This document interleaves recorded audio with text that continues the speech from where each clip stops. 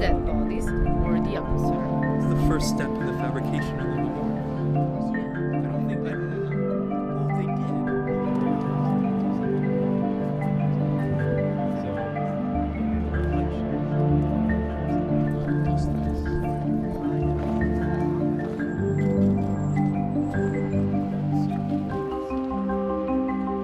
I'm deeply honored to be in this prestigious university, to change our present and shape our future.